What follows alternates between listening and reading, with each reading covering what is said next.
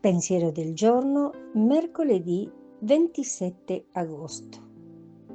Far sentire la vicinanza. Chi è il prossimo? Amare tutti. Quindi, per metterlo in pratica, amare il prossimo.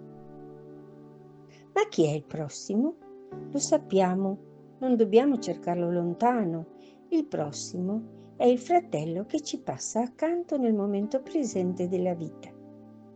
Per essere cristiani è necessario amare questo prossimo adesso. Quindi non è un amore platonico, non è un amore ideale, è amore con i fatti. Non si tratta di amare in modo astratto e futuro, ma in modo concreto e presente, adesso. Mercoledì 27 agosto. Far sentire la vicinanza. Chiara Lubick, L'arte di amare, Cittanuova, editrice.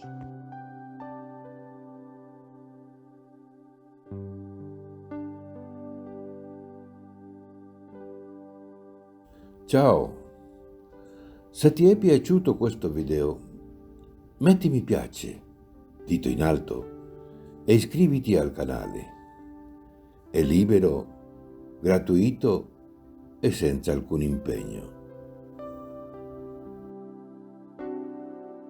Parola di vita, agosto 2025.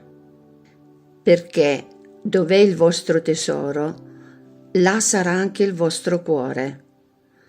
Vangelo di Luca, capitolo 12, versetto 34.